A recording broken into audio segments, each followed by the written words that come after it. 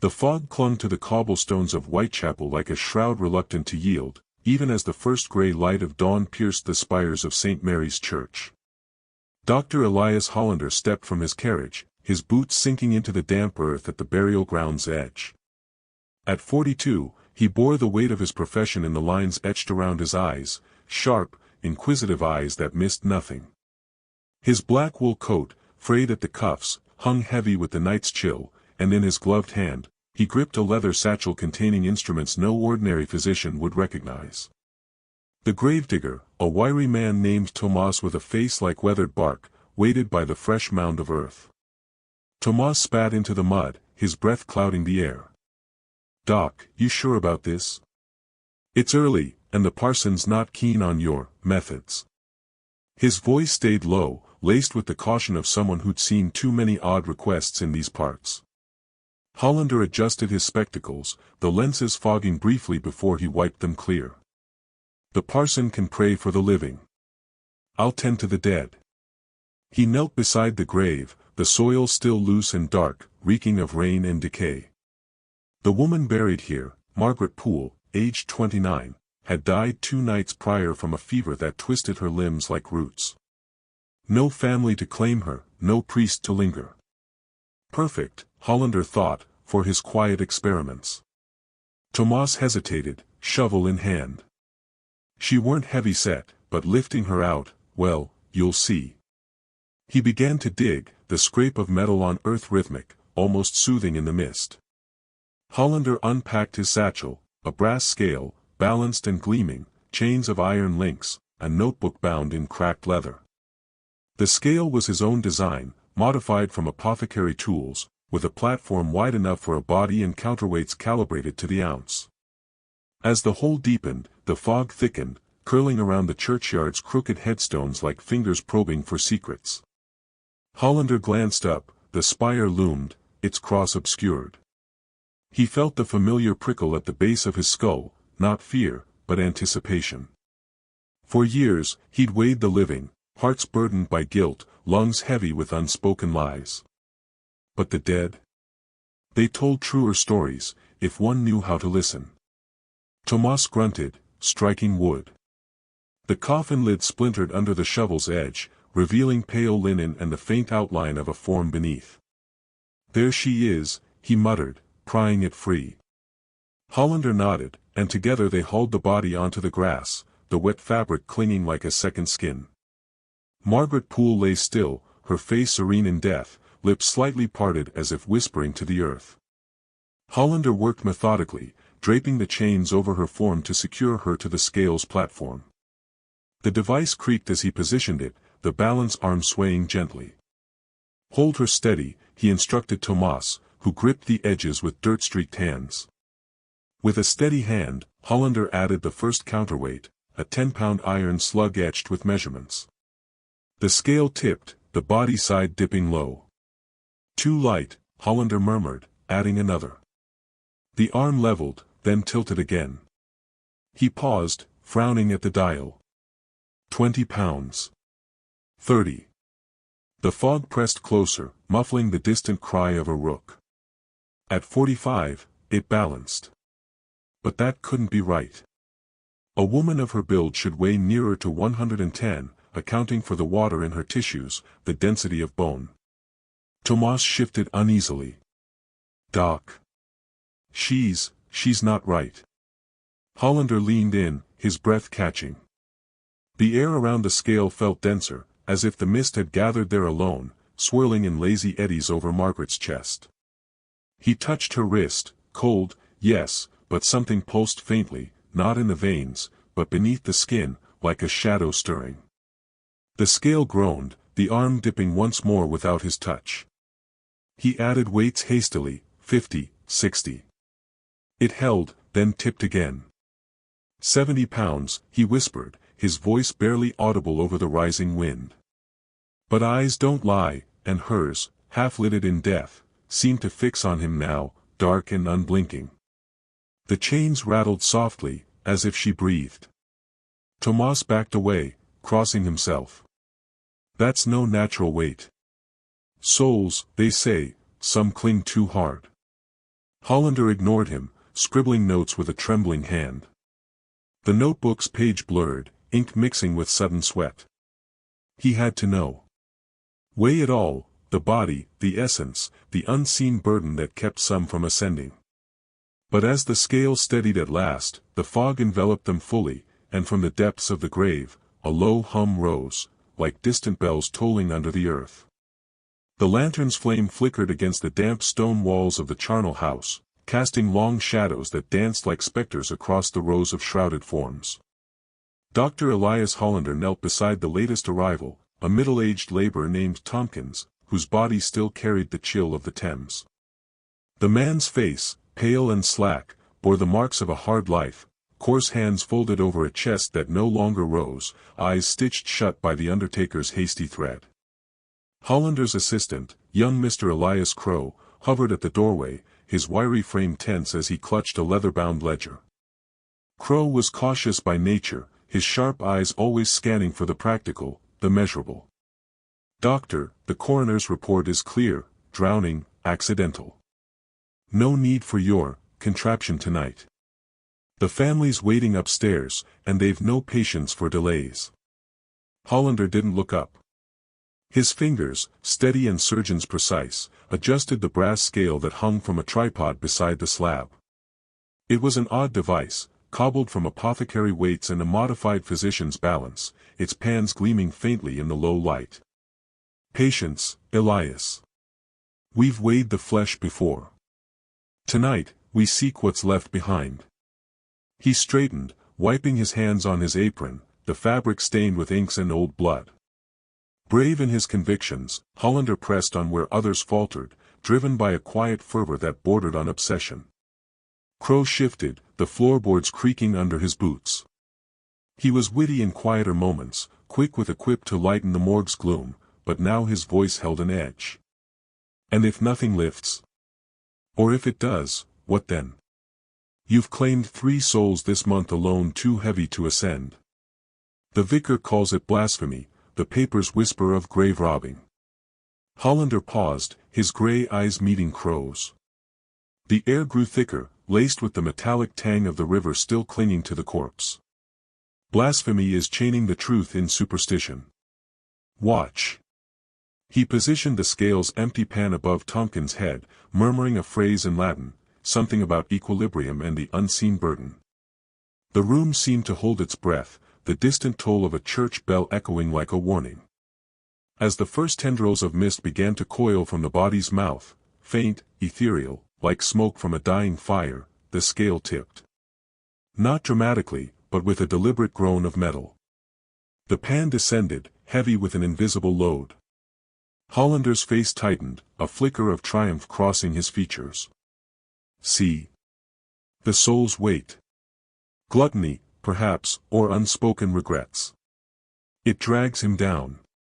Crow stepped closer, peering at the balance. The mist swirled, brushing his sleeve like a cold breath, and he jerked back, heart pounding. "That's no science, doctor. It's a trick of the light, or worse." But even as he spoke, doubt crept in. He'd seen it before, this unnatural heft, souls that refused to rise as if anchored by chains of sin. From the shadows near the far wall, a soft rustle sounded, a rat, perhaps, or the settling of bones in their shelves. Hollander ignored it, carefully noting the deflection in his ledger, 21 ounces, 4 drams. "Record it, Elias. For Tompkins, it's the river that claims him twice." The mist thickened, pressing against the lantern glass, dimming the light to a sullen glow. Crow swallowed, his caution warring with a growing unease. If souls could weigh so much, what of their own? Upstairs, the family's murmurs grew insistent, but down here, the charnel house felt smaller, the walls closing in as if the heavy souls of the unrisen lingered, waiting to tip the scales further. Hollander reset the device, his hands unyielding, but Crow caught the slight tremor in them, a first, perhaps, in the face of what they'd unleashed. The lantern's flame guttered in the draught, casting jagged shadows across the dissecting room's stone walls. Dr. Elias Hollander paused, his scalpel hovering above the pale curve of the cadaver's abdomen. The air hung thick with the metallic tang of blood and the sharper bite of formaldehyde, but tonight it carried something else, a faint, acrid whisper, like scorched linen. He glanced at the door, half expecting it to creak open on its own, but the corridor beyond remained silent, swallowed by the asylum's midnight hush. His assistant, young Thomas Hale, shifted uneasily on the stool beside him, his freckled hands twisting the hem of his apron. Thomas had been with him for scarcely a month, brought in from the university's anatomy halls, wide-eyed and eager. But tonight, his usual chatter had dried up, replaced by furtive glances at the corners where the light failed to reach. "Doctor," he ventured at last, voice barely above the drip of condensation from the ceiling pipes, "that smell, it's stronger than before. Like burning, but not fire." His fingers, steady as ever, pressed the blade into flesh, parting skin with a soft, reluctant sigh. "The body releases its secrets in stages, Thomas. What you smell is the soul's residue, clinging to the meat. We've disturbed it." He had explained this before, in the gaslit parlor of his consulting rooms, but repetition bred no comfort here, in the bowels of Bedlam. The patients above slept, or pretended to, while down here, the dead whispered truths the living dared not hear. The cadaver on the slab was that of Margaret Poole, a seamstress found slumped in her Whitechapel garret 3 days prior. No fever, no wound, just a stillness that baffled the coroner. Her eyes, now sewn shut with coarse thread, stared blindly at the rafters. Hollander had claimed her for study after the inquest, promising insights into the moral weight that plagued so many souls in this fog-choked city. He peeled back the layers methodically, exposing the cavity where heart and lungs nestled like forgotten relics. But as he worked, the air grew heavier, pressing against his temples like an unseen hand.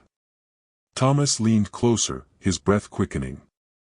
"The scale, sir, should we prepare it now?" The device waited on the adjacent table, a brass contraption of counterweights and a shallow pan, modified from apothecary tools. Hollander had devised it himself, balancing not ounces of flesh but something intangible, measured by the vibrations of a tuning fork attuned to frequencies only he could detect. Or so he insisted. Skeptics at the Royal Society called it quackery, but Hollander had demonstrations, convincing ones, where the needle dipped low for the virtuous and plummeted for the stained. "Not yet," Hollander murmured, his voice a low rumble. He reached for the forceps, clamping a vessel that wept dark fluid. A droplet spattered the tray, and in its reflection, he caught a flicker, Margaret's face, not the slack mask before him, but alive, her lips parted in a silent plea. He blinked, and it was gone. The room spun for an instant, the lantern's glow pulsing like a heartbeat. "First, we excise the anchor." Thomas nodded, though his eyes darted to the pan. He had seen the scale tip before, on lesser subjects, a vagrant whose needle barely stirred, rising light as air, a merchant whose weights crashed down, heavy with unspoken greeds. But Margaret was different. Whispers in the asylum corridors spoke of her final hours, ravings about shadows that weighed her down, pinning her to the bed until she couldn't draw breath. Hollander had dismissed it as hysteria, common in the overworked poor, but now, as he lifted the heart free, slick and pulsing with phantom life in his palm, doubt wormed into his certainty. The organ thudded once against the steel tray, an impossible echo in the chamber. Thomas gasped, scrambling back as the lantern flared, illuminating motes that swirled like ash. "Doctor, it's moving, look." The heart quivered, not from residual nerve, but with a deliberate throb, veins darkening as if filling anew. Hollander set down his tools, gloved hands hovering. He had weighed dozens, but none had resisted like this. The air thickened further, carrying a murmur now, faint words threading through the silence, too heavy to rise. He forced his voice steady. "Compose yourself, boy. The soul fights its release." But even as he spoke, he felt it, a pressure building in his chest, as if his own heart strained against invisible chains. Thomas fumbled for the scale, his fingers trembling as he positioned the pan. Hollander placed the heart within, the brass creaking under a weight that defied its size. The counterweights rose slowly, then halted, the needle quivering at the midpoint. Not light, not heavy, balanced on the edge of something unspoken. The murmurs grew, coalescing into a woman's voice, soft and insistent, from the shadows behind the slab. Margaret's eyes, beneath their stitches, seemed to strain, as if willing the threads to snap. Hollander stepped back, the room tilting. For the first time, the dead felt closer than the living, and the scale's judgment hung not just over her, but over them all. The lantern's flame flickered low in the cramped chamber beneath the old chapel, casting elongated shadows that danced like specters across the stone walls. Dr. Elias Hollander knelt beside the iron scale, his fingers tracing the etched runes he'd carved into its base years ago, symbols borrowed from forgotten tomes, meant to bind the ethereal to the earthly. The air hung heavy with the scent of damp earth and incense, a cloying mix that clung to his coat like regret. Tonight's subject lay still on the slab, Margaret Hale, a washerwoman from the docks, her face pale and serene in death, as if she'd merely paused in her labors. Hollander's assistant, young Thomas Wren, hovered at the doorway, his wiry frame taut with unease. Thomas had been with him for 6 months now, drawn in by whispers of the doctor's radical pursuits, but his caution showed in the way he gripped the ledger, knuckles white. "Doctor, the hour grows late. The sexton will lock the gates soon. Are you certain this weighing is wise?" Mrs. Hale was no criminal, she confessed nothing in life. Elias didn't look up, his graying beard catching the light as he adjusted the counterweight, a peculiar brass orb, hollowed and filled with quicksilver to mimic the soul's supposed fluidity. Wisdom, Thomas, is not in avoiding the unknown but in measuring it. Her heart was unburdened, or so the priest claimed. We'll see if heaven agrees. He straightened, wiping his hands on a cloth stained with previous inks and oils. The scale creaked as he positioned it over the body, the chains dangling like pendulums from some infernal clock. With a steady hand, Elias incised the ritual marks along Margaret's sternum, murmuring the invocation in a tongue that twisted like smoke. The chamber seemed to hold its breath, even the distant drip of water from the ceiling fell silent. Thomas shifted, his boots scraping softly on the flagstones, but he said nothing more. He'd seen the first 2 weighings, simple affairs, souls that tipped the balance lightly and rose, with a faint glow, vanishing into the ether as if ascending. But those had been vagrants, men with lives of quiet desperation. Margaret was different, she had family waiting above, candles lit in her tenement window. The doctor pressed the scales pan against her chest. At first, nothing. Then, a subtle tremor ran through the apparatus, the chains rattling as if stirred by an unseen wind. Elias's eyes narrowed, watching the needle quiver. It dipped, once, twice, then steadied, the weight registering no more than a feather's touch. Relief flickered in Thomas's face, but Elias held his breath, waiting for the rise. The soul should manifest now, a shimmer of light pulling upward, defying gravity's claim. Seconds stretched into minutes. The needle held firm. Margaret's body remained unchanged, her lips parted in that eternal half-breath. Elias leaned closer, his pulse quickening. "Come now," he whispered, as if coaxing a reluctant patient. He adjusted the incense burner, wafting the smoke over the scale, but the air grew thicker, oppressive, like a storm gathering unseen. Thomas stepped forward, his voice a hushed urgency. "Doctor, it's not moving. Perhaps the binding failed. We should." A low hum emanated from the scale, vibrating through the stone floor and into their bones. The needle jerked upward, but not in ascent, it swung wildly, the pan lifting as if repelled. Margaret's chest heaved, not a breath, but a convulsion, her fingers twitching at her sides. Elias recoiled, knocking over the lantern. Oil spilled, flames licking at the hem of his coat before Thomas stamped them out. In the renewed dimness, the hum intensified, resolving into a whisper, indistinct words, layered like echoes in a well. Elias froze, recognizing the cadence from his studies, not English, not Latin, but something older, accusatory. The scales' chains twisted, coiling like serpents, and a chill seeped from the body, frosting the air. Margaret's eyes snapped open, milky and unseeing, fixed on the ceiling where shadows writhed into shapes, clawed hands, reaching. "Get the salts," Elias barked, shoving Thomas toward the satchel. But the boy hesitated, transfixed as the whispers sharpened, "Heavy, too heavy, bound." The pan slammed back down, pinning the chest with a force that cracked ribs audibly. Blood welled from the incision, dark and sluggish, pooling beneath the scale. Thomas lunged, grabbing a vial of holy water from the shelf and hurling it over the body. The liquid hissed on contact, steam rising in acrid curls, and the whispers cut off with a sound like tearing silk. The eyes closed, the twitching ceased, but the scale refused to lift. Elias pried at it, his hands slipping in the blood, until the chains gave way with a snap, the apparatus clattering to the floor. They stood panting in the aftermath, the chamber's silence now deafening.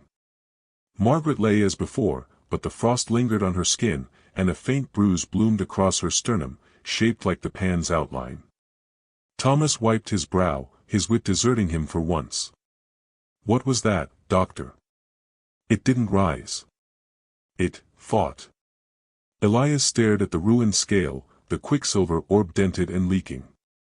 His brave facade cracked, revealing the cautious scholar beneath, the one who'd buried doubts under layers of theory. "Not all souls are meant to," he said finally, voice steady but eyes haunted. "Or perhaps mine is the fault. The binding, it held too tightly this time." As they wrapped the body in a shroud, the chapel bells tolled midnight above, each peal resonating like a warning. Thomas glanced at the doctor, seeing the weight settling on him, not ethereal, but real, in the slump of shoulders and the tremor in steady hands. They carried Margaret up the narrow stairs in silence, the night air outside sharp and unforgiving, carrying the distant cry of gulls over the Thames. But Elias knew the true burden waited below, in the chamber's depths. The lantern's flame guttered in the draught seeping through the cracked windowpanes of the old chapel, casting elongated shadows that danced like specters across the stone floor. Elias Thorne, the young curate with his threadbare cassock and unyielding faith, knelt beside the makeshift bier where Mrs. Harrow lay, her body still and pale under a shroud stained with the faint residue of Dr. Hollander's peculiar powders. The air hung heavy with the scent of incense and something sharper, ozone, perhaps, from the voltaic apparatus humming faintly in the corner. Hollander paced the nave, his boots echoing softly against the flagstones, his face a mask of calculated detachment. At 52, he carried the weight of his experiments like an invisible burden, his eyes sharp behind wire-rimmed spectacles, betraying no tremor in his voice as he addressed Elias. "The scales tipped at 14 pounds 7 ounces, Reverend. Far beyond the norm. Her soul clings, you see, entangled in the mortal coil. It refuses to ascend." Elias rose slowly, his hands clasped to steady the unease coiling in his gut. He'd come at the widow's frantic plea 2 nights prior, when the doctor's visit had turned the Harrow household into a theater of the uncanny. Now, with the moon slicing through the clouds outside, he felt the chapel's sanctity fraying. "This isn't God's judgment, Doctor. It's your contraption playing tricks. Souls aren't commodities to be measured like flour at market." The physician paused, his gloved fingers tracing the edge of a brass instrument on the altar, a balance scale modified with glass vials and copper wires, its pan still swaying from the ritual's end. "Faith blinds you, curate. I've documented it thrice now, the anomalous weight correlates with unrest in the deceased. Mrs. Harrow's regrets, her unspoken sins, they anchor her. Watch." He flicked a switch, and the apparatus whirred to life, arcs of blue light flickering between the poles. A low moan rippled through the air, not from the machine, but from the body on the bier. Elias froze, his breath catching as the shroud twitched, as if stirred by an unseen wind. The fabric lifted at the edges, revealing glimpses of Mrs. Harrow's rigid form, her eyes sealed shut yet somehow watchful. "What have you done?" Elias whispered, stepping back until his shoulders met the cold wall.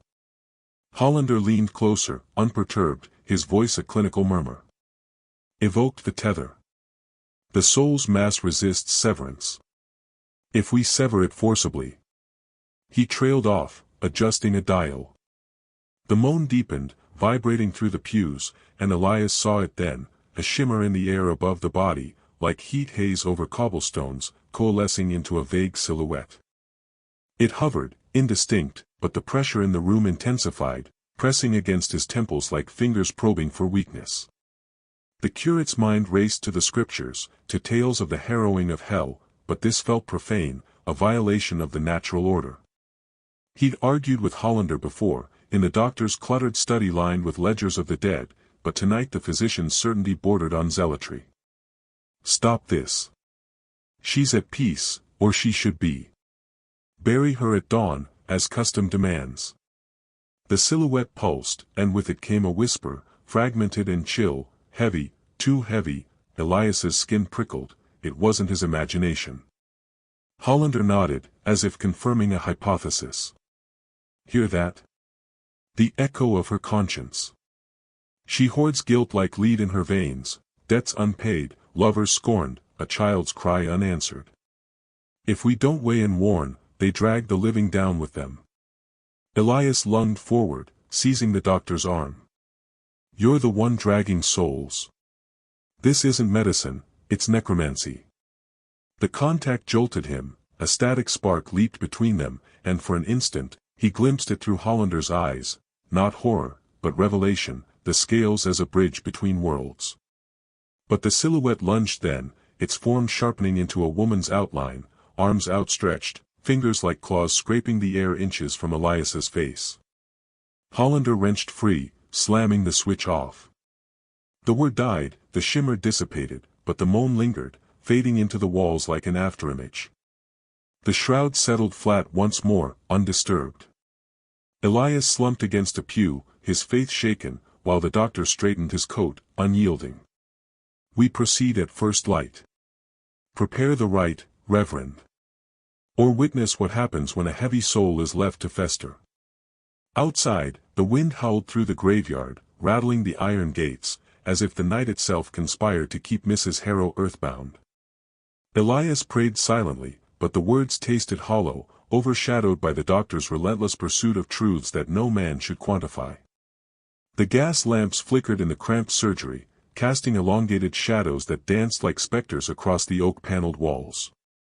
Dr. Elias Hollander paused, his scalpel hovering above the ether-soaked cloth draped over the patient's chest. The air hung thick with the scent of carbolic acid and something fouler, decay, perhaps, or the metallic tang of fear. His assistant, young Thomas Hale, stood rigid by the door, his knuckles white around the handle of the brass scale that had become their unholy instrument. Steady now, Hollander murmured, his voice a low rasp honed by years of midnight vigils. He was not a man given to theatrics, but tonight his hands trembled faintly, betraying the weight of what they had unearthed. The previous weighing had gone awry. Mr. Whitaker's soul, that bloated merchant from the docks, had tipped the balance not with lightness, as the scriptures promised the redeemed, but with a heaviness that defied reason. It had clung, viscous and unyielding, refusing to dissipate into the ether even after the man's heart stilled. Hale swallowed hard, his brave facade cracking under the strain. He was the son of a parson, raised on tales of divine judgment, yet here he was, complicit in this mockery of it. Doctor, the needle on the gauge, it's quivering again. Like last time. His words came clipped, urgent, as if speaking them aloud might banish the anomaly.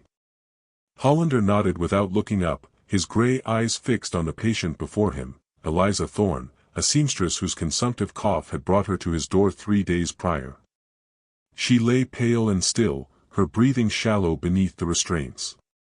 Not a sinner, by all accounts, no vices whispered in the parish ledgers, but her soul's measure would tell.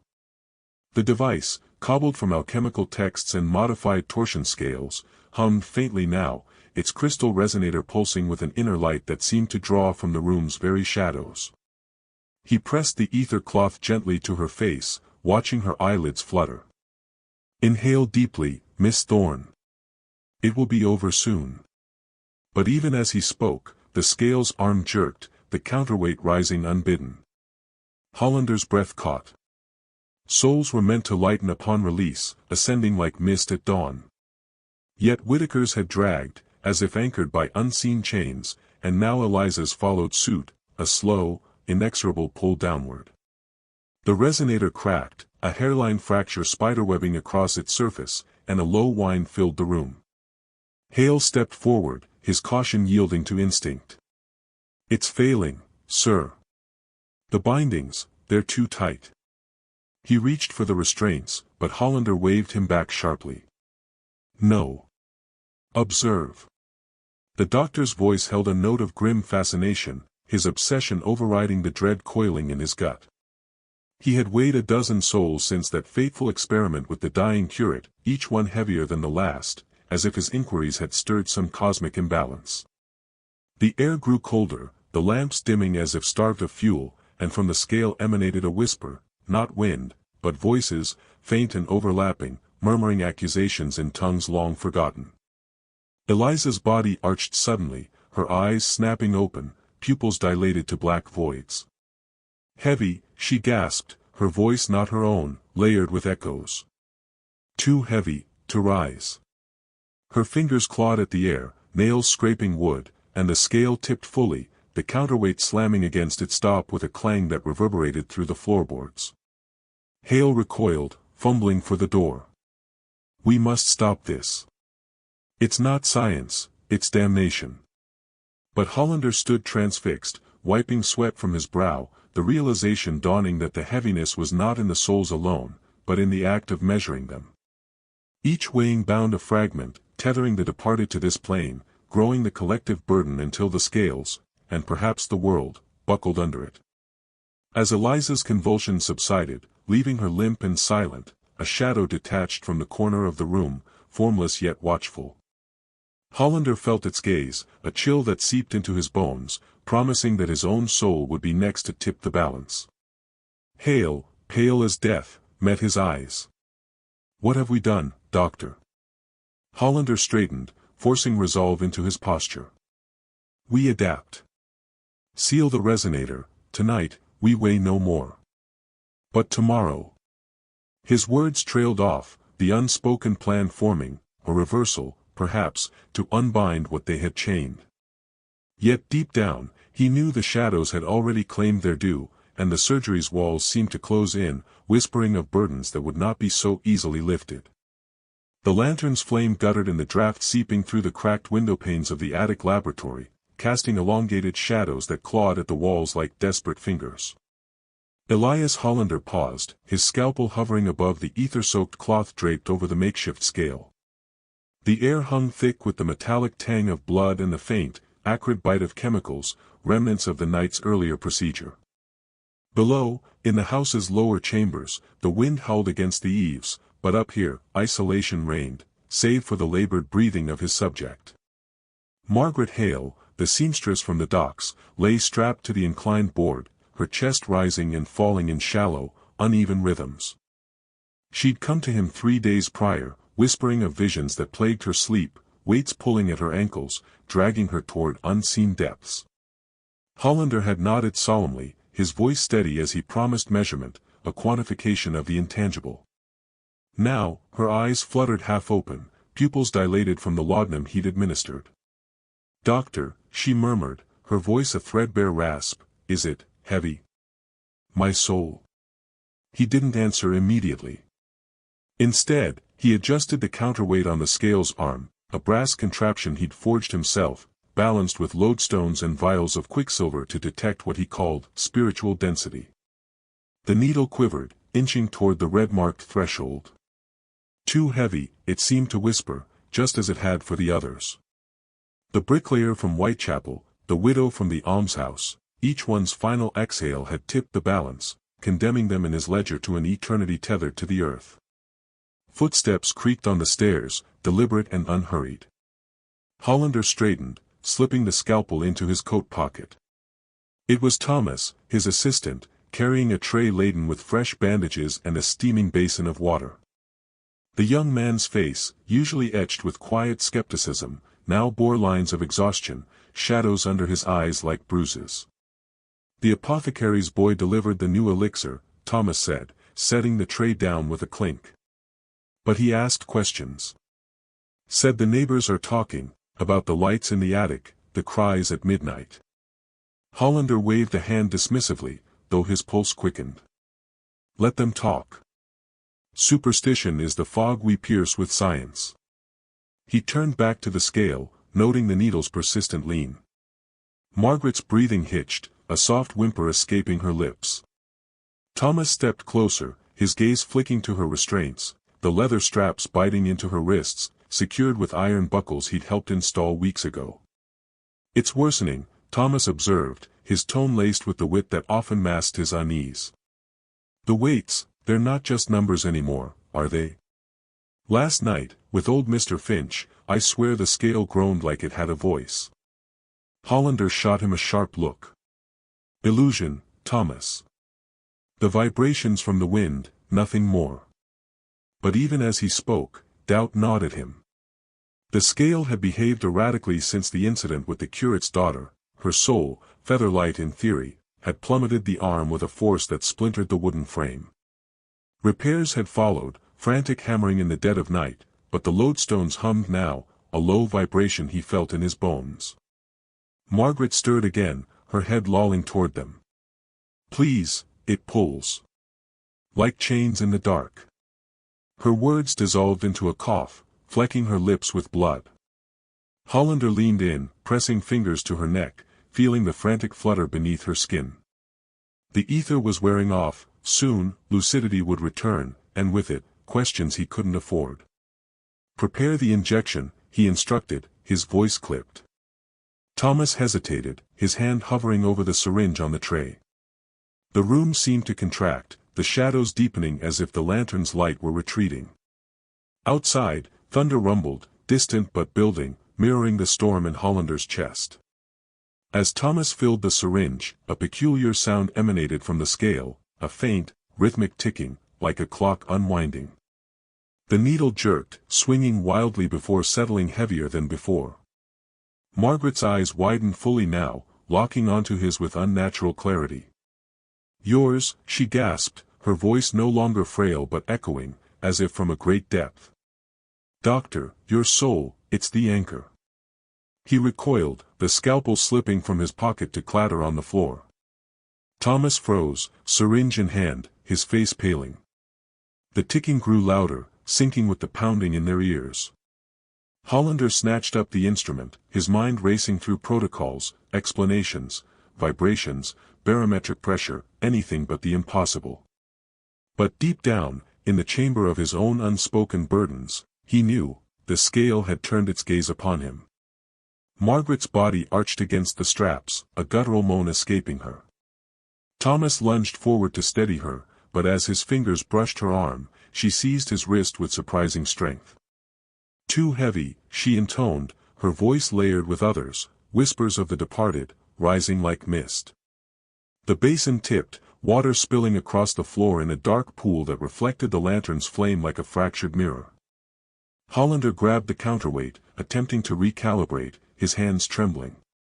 The needle refused to budge, pinned in the crimson zone. Thunder cracked overhead, shaking the rafters, and for a moment, the attic felt like a coffin lid closing. Thomas wrenched free, backing toward the stairs, his wit silenced by terror. Elias, we have to stop this.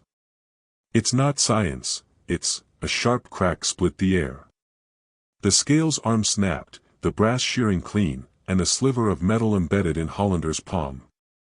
Blood welled, hot and accusing, as Margaret slumped back, her eyes rolling white. Silence fell, broken only by the patter of rain now lashing the window. Hollander stared at the wound, the pain a distant echo to the dread coiling in his gut. The gas lamps flickered in a cramped surgery, casting long shadows that danced like specters across the walls lined with jars of preserved oddities, fetal pigs curled in amber fluid, a human hand splayed open to reveal the intricate weave of tendons. Elias Thorne hunched over the ledger, his fingers stained with ink, tracing the entries from the previous night's weighings. The air hung heavy with the scent of carbolic acid and something sweeter, almost cloying, like overripe fruit left to fester. He glanced at the door, half expecting it to creak open on its own, but the house remained silent, save for the distant tolling of the church bell marking the midnight hour. Dr. Hollander had not returned since dawn, his absence a void that pressed against Elias's chest. The physician's instructions had been terse: watch the scales. Anomalies. But what anomalies? The brass balance in the corner gleamed mockingly, its pans empty now, though Elias could still picture the weight of Mr. Hargrove's soul tipping the right side low, as if burdened by chains unseen. Hargrove, the merchant with the florid cheeks and guilty eyes, had laughed it off at first, calling it parlor trickery. Now he lay in the cellar, his body still, waiting for the undertaker who would never come. A soft knock echoed from the hallway, jolting Elias upright. He froze, his heart thudding against his ribs. Not the front door, this was closer, from the adjoining room where the patients waited. "Doctor," a voice called, muffled and hesitant. It was Miss Lydia Voss, the governess who'd arrived that afternoon, her face pale as porcelain under the brim of her bonnet. She'd come seeking a consultation for her ailing charge, young Master Edwin, but Hollander's delay had left her pacing the foyer like a caged bird. Elias rose, smoothing his waistcoat, and cracked the door. Lydia stood there, clutching a small valise, her dark curls escaping their pins. "He's not back yet," Elias said, his voice steadier than he felt. "The doctor is detained. You may wait in the parlor if you wish." She shook her head, eyes darting to the surgery beyond him. "I heard voices earlier. From down there." Her gaze flicked toward the floorboards, where the faint outline of the trapdoor hid the descent to the cellar. "Is everything all right?" "Edwin is feverish, he needs rest, not this endless waiting." Elias forced a smile, though it felt like a grimace. "All is in order, miss. The doctor's methods are unconventional, but effective." He stepped aside, gesturing her in, though every instinct screamed to bar the way. Lydia entered hesitantly, her skirts brushing the threshold, and perched on the edge of a worn leather chair. The room seemed to shrink around her, the jars on the shelves reflecting her distorted image back at her, eyes wide, lips parted in unspoken fear. As she settled, Elias returned to the ledger, but his quill hovered uselessly. The anomalies Hollander spoke of, they weren't just in the scales. Last night, after Hargrove's weighing, Elias had sworn he heard whispers from the pan, faint murmurs like wine through cracked stone. "Too heavy," they'd seemed to say, over and over, until he'd covered his ears and fled upstairs. Now, with Lydia here, the air thickened again, pressing down like an invisible hand. "Tell me about the procedure," Lydia said suddenly, breaking the silence. Her voice was calm, but her fingers twisted the lace of her cuff. "The doctor mentioned something about souls. Weighing them. It's not medical, is it?" Elias hesitated, the words sticking in his throat. Hollander had sworn him to secrecy, but the governess's eyes held a quiet plea, the kind that pierced through lies. "It's a diagnostic tool," he replied finally, choosing his words like steps on thin ice. "To measure the essence, the burdens one carries. If it's unbalanced." He trailed off, glancing at the scales. The left pan dipped slightly, unbidden, as if something intangible had settled there. Lydia followed his gaze, her breath catching. "Unbalanced how? Like sin? Or grief?" She leaned forward, and in that moment, Elias saw the weight in her own posture, the slump of shoulders from years of tending to Edwin's fragile health, the shadows under her eyes from secrets unspoken. Had she come for the boy, or for herself? Before he could answer, a low groan emanated from the floorboards, vibrating up through the soles of his boots. Lydia gasped, rising halfway from her chair. What was that? Settling timbers, Elias lied, but his pulse raced. The groan came again, deeper, like the earth itself protesting. He knew it wasn't the house. Down in the cellar, Hargrove's body stirred, not alive, no, but something else. Hollander's claim echoed in his mind, some souls too heavy to rise, anchored to flesh by their own darkness. What if they dragged the body with them? Elias moved to the trapdoor's edge, his hand hovering over the iron ring.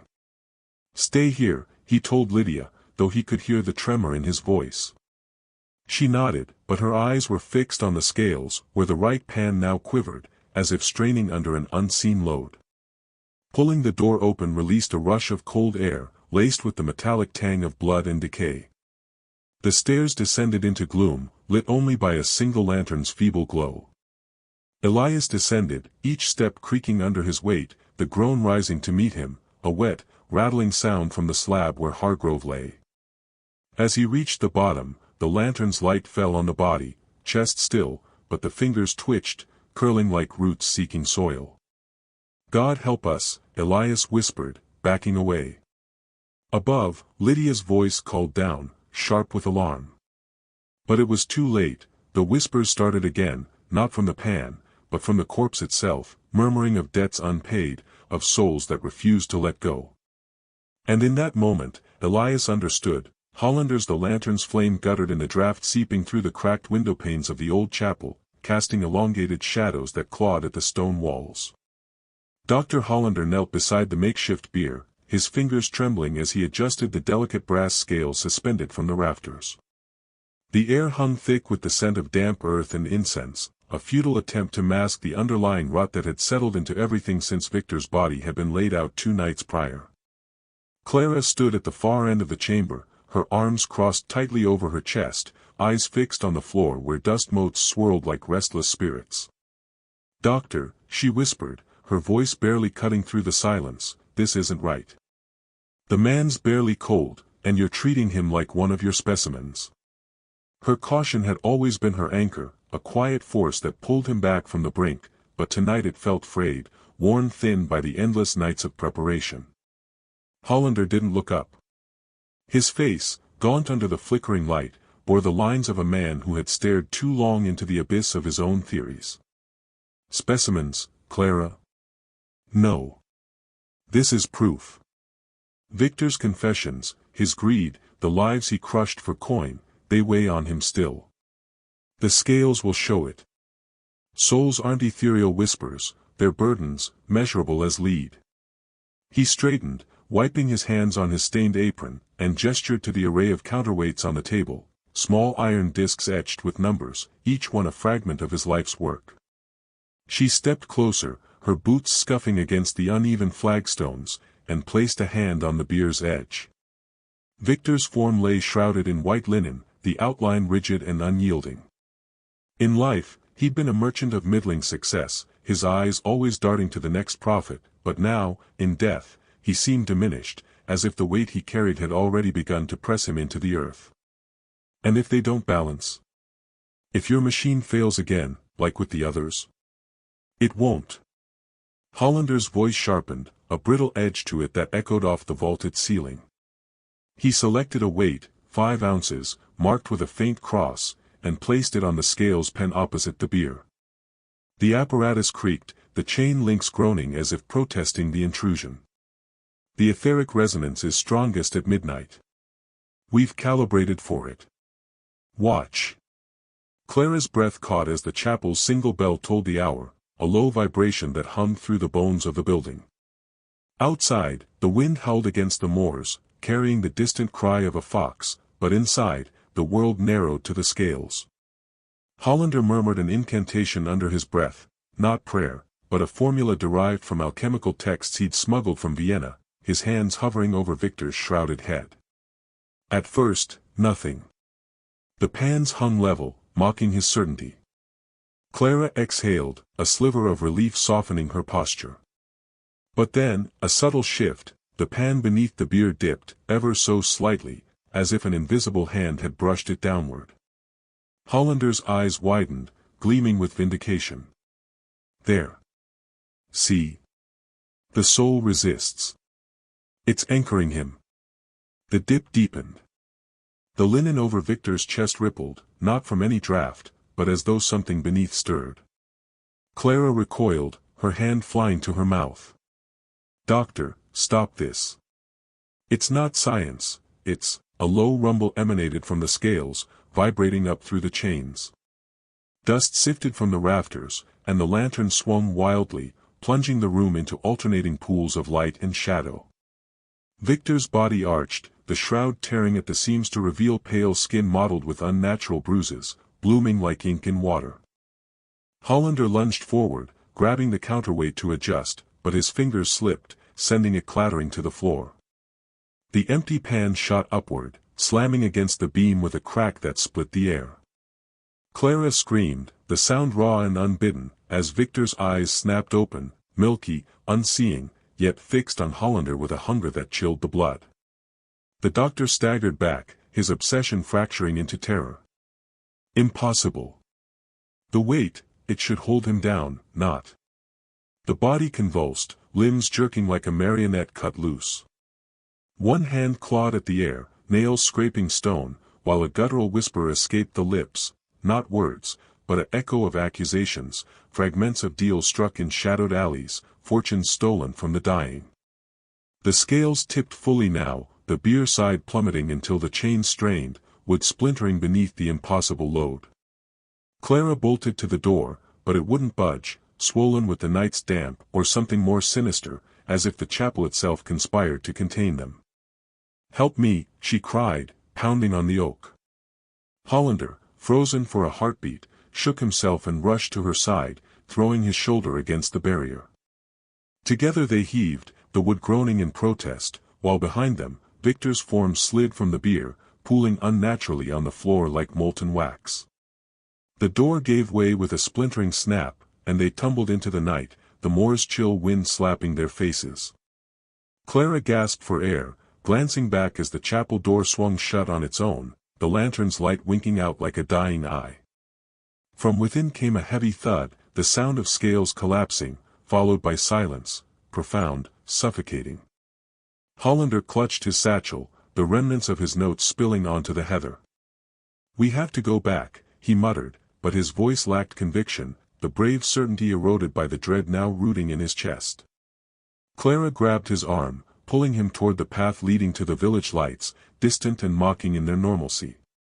As they stumbled away, a faint creak echoed from the chapel, like chains settling under an unbearable strain.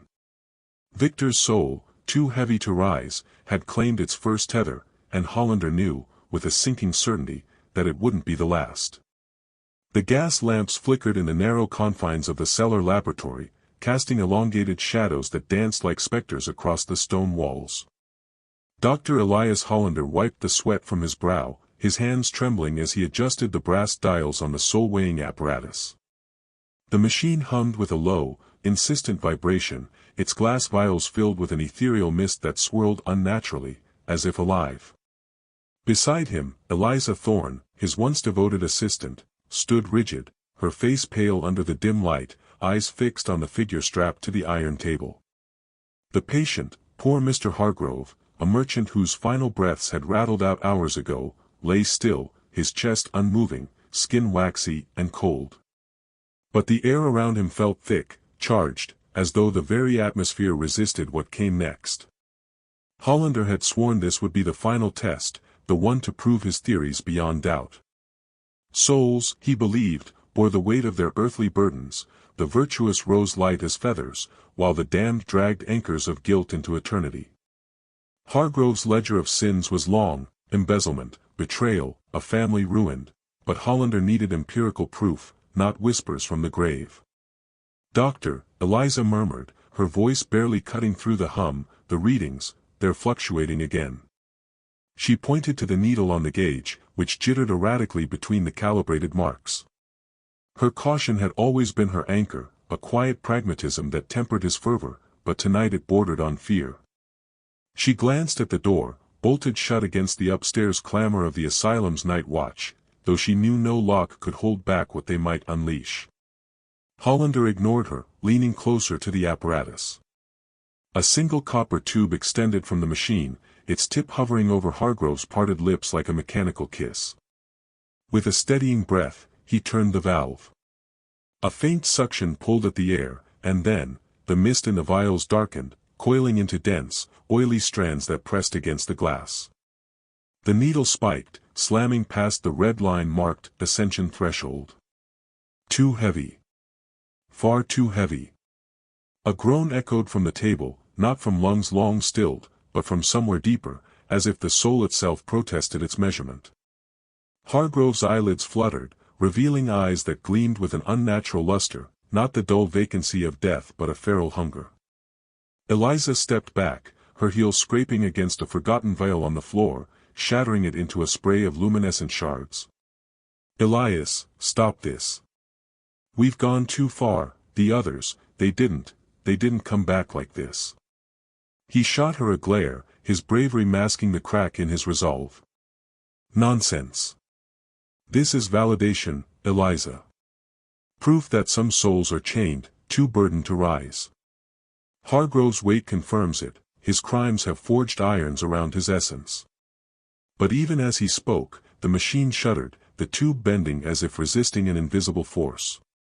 The mist boiled over, spilling onto the table in tendrils that wrapped around Hargrove's wrist, pulling taut like spectral ropes.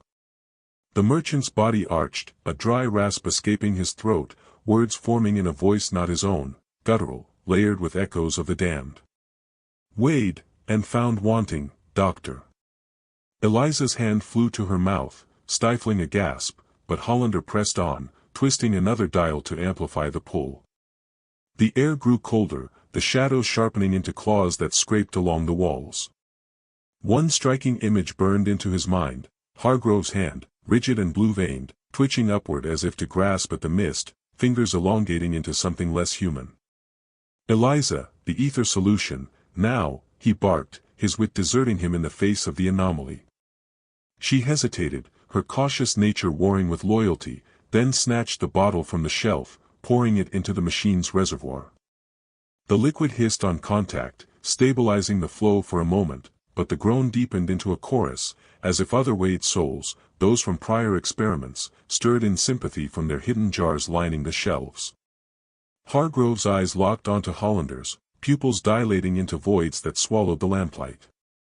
You claim what is not yours. The body lurched against the straps, wood creaking under the strain. Eliza dropped the bottle, glass splintering further, and grabbed Hollander's arm. We have to release it. The weight, it's not just his. It's pulling everything. For the first time, doubt pierced his earnest pursuit. The machine whined, overtaxed, and a crack spiderwebbed across the central gauge. The mist surged free, enveloping Hargrove in a shroud that pulsed with inner darkness, his form blurring at the edges. Hollander fumbled for the emergency valve, but his fingers slipped, slick with condensation, or was it sweat born of terror? The cellar seemed to contract, the stone walls pressing in, as the soul's resistance manifested in a wind that extinguished the lamps one by one. In the sudden gloom, only the glow from the mist illuminated the horror, Hargrove rising, straps snapping like brittle bones, his silhouette warped, heavier than any mortal frame should bear. Eliza's scream cut short as a tendril brushed her cheek, cold as the void. Hollander backed away, heart pounding, realizing too late that weighing souls invited their judgment, and his own might tip the scale next. The lantern's flame flickered low in the damp confines of the charnel house, casting elongated shadows that danced like specters across the stone walls. Dr. Elias Hollander knelt beside the iron scale, his hands trembling as he adjusted the counterweight. The air hung thick with the scent of earth and decay, a miasma that clawed at the back of his throat. Beside him, Eliza Thorne gripped the edge of the slab, her knuckles white, eyes fixed on the shrouded form that had once been her brother, Thomas. His body lay still, the sheet pulled taut over his chest, but beneath it, Elias knew, the soul lingered, heavy, unyielding, as if chained to the flesh. It shouldn't be like this, Eliza whispered, her voice a fragile thread in the silence. She had followed him here against all reason, her caution eroded by grief and the mad hope that his methods might unearth some truth. Elias glanced at her, noting the hollows beneath her eyes, the way her breath came in shallow bursts. Brave in her desperation, but brittle now, like frost on a winter pane. He straightened, wiping sweat from his brow with a sleeve stained by ink and grave soil. The readings from the etheric gauge confirm it. His soul, it weighs twice what it should. Greed, perhaps, or some unspoken sin that anchored it deeper. Elias's words were measured, his wit dulled by exhaustion, but he pressed on, driven by the unyielding curiosity that had led him to this brink. The scale creaked as he positioned the brass pan above Thomas's chest, the mechanism humming faintly with the hidden bellows that simulated the soul's departure. Eliza's hand shot out, grasping his wrist. "And if you're wrong? If this abomination only desecrates him further?" Her caution flared, a spark in the gloom, but Elias met her gaze steadily, his own resolve a quiet fire. "Then we stop. But I've seen the signs, the way the air thickens around the dying, the inexplicable pull on the scales in the ward. This is science, Eliza, not sorcery." He gently pried her fingers free and activated the gauge, a soft whir filling the chamber as ethereal vapors began to coil from hidden vents, mimicking the soul's ascent. The scale dipped slowly at first, then with a groan that echoed off the vaults, it plummeted. Elias's breath caught, the counterweight spun wildly, clattering against its frame. Thomas's shroud rippled as if stirred by an unseen wind, and a low rumble emanated from the stone floor, vibrating through their bones. Eliza recoiled, pressing against the wall, her eyes wide with the dawning horror of what they'd unleashed. Not rising, Elias muttered, his voice tight. He lunged for the release valve, but the mechanism jammed, the soul's weight, manifest now as a palpable force, resisting his efforts. The lantern sputtered, shadows lunging closer, and in the pan's reflection, he glimpsed a distortion, a face, not Thomas's, twisted in silent accusation. From the corridor beyond, footsteps echoed, hurried, uneven. Reverend Hale burst through the door, his clerical robes disheveled, face pale as parchment. He had trailed them from the vicarage, his earnest faith twisted into suspicion after overhearing Elias's ravings. "Blasphemy!" Hale cried, brandishing an iron cross like a weapon. "You've tampered with the divine order, Doctor. Release it, or God help you." Eliza whirled toward him, her caution giving way to defiance. "Stay back. You don't understand, he's trying to free him." But Hale advanced, his eyes darting to the quivering scale, where the shroud now bulged unnaturally, as if something stirred within. Elias strained against the jammed valve, muscles burning, the rumble intensifying into a growl that shook dust from the rafters. The air grew colder, heavier, pressing down like an invisible shroud. In that moment, he saw it clearly, his ambition had not weighed souls but invited them to weigh him, their burdens compounding in the ether. Hale reached the slab, raising the cross high, but the floor buckled beneath him, a crack snaking across the stone. "Help me!" Elias shouted to Eliza, who hesitated only a heartbeat before grabbing the counterweight's chain, pulling with him. Together, they heaved, the scales screeching in protest. The shroud tore with a rip like canvas, and a gust erupted, icy, laden with whispers that clawed at their minds. Thomas's eyes snapped open, vacant yet seeing, fixed on Elias with a hunger that chilled deeper than any grave. Hale stumbled back, his piety fracturing. "It's not him, it's them. All the ones you claimed too heavy." The Reverend's voice broke, but he lunged forward, slamming the cross into the pan. Sparks flew, the mechanism shattered, and the scale crashed to the floor in a tangle of gears and chain. The whispers peaked into a wail, then faded, leaving only the echo of settling dust. Thomas's body slumped, the unnatural tension gone, but his chest bore a faint, seared mark where the shroud had torn, a silhouette of scales, etched in shadow. Eliza collapsed beside him, sobbing quietly, her hand on his cold brow. Elias stood frozen, the weight of what remained not in the air, but in his chest, a heaviness that no device could measure. Hale straightened, his face a mask of grim resolve. "This ends tonight, Doctor. The church will seal these vaults, and your work with them."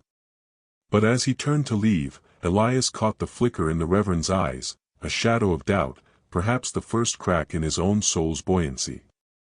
The charnel house fell silent once more, save for the distant toll of the midnight bell, marking not an end, but a precarious reprieve. The fog clung to the graveyard like a shroud unwilling to lift, even as dawn's first light pierced the mist in feeble gray shafts. Elias Thorne knelt beside the open grave, his hands trembling as he shoveled the last of the earth back into place. The weight of the night pressed on him, heavier than the soil he'd just displaced. Beside him, Clara Voss stood silent, her lantern casting erratic shadows that danced across the headstones like restless spirits. Dr. Hollander's body lay beneath, weighted not by chains but by the iron scales that had been his obsession, now buried with him, as if to anchor whatever darkness he'd unearthed. Elias wiped sweat from his brow, though the air was chill. "It's done," he whispered, more to convince himself than her. The plan had been simple in the end, no exorcism, no ritual from forgotten tomes. Just the three of them, him, Clara, and the doctor himself, in his final lucid moments, deciding that the scales couldn't be destroyed without unleashing worse. Hollander had confessed it all in the attic's dim glow, his voice a rasp as the fever claimed him. The device didn't weigh souls, it measured the residue of sins, pulling them into the metal like a magnet drawing iron filings. And some souls, burdened too heavily, refused to rise, not because they were damned, but because the scales held them fast, a tether forged in hubris. Clara's face was pale, etched with lines that hadn't been there yesterday. She'd been the one to suggest the burial, her practicality cutting through Elias's panic like a knife. As the doctor's assistant for years, she'd seen the experiments firsthand, patients who lay still after the weighing, their eyes vacant, as if a part of them lingered in the brass pans. He claimed some were too heavy to rise, she'd said earlier, her voice steady despite the tremor in her hands. But it was always him pulling them down. Now, as they patted the soil smooth, she extinguished the lantern, plunging the sight into the soft haze of morning.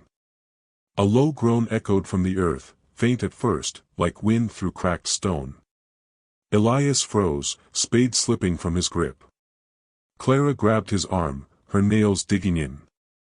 "It's settling," she murmured, but her eyes betrayed doubt. They'd chosen this plot on the graveyard's edge, where the ground was unstable, hoping the scales would sink deeper with time, dragging the doctor's regrets into oblivion. Yet as they backed away, the groan swelled, vibrating through the soles of their boots. Not wind. Not settling. From the fresh mound, a hand broke through, pale, clawing at the air. Hollander's hand, fingers smeared with grave dirt, reaching not for escape but as if testing the weight of the sky. Elias stumbled, heart pounding, while Clara whispered a prayer she'd never believed in before this night. The hand twisted, then fell still, retreating into the soil as if reconsidering its ascent.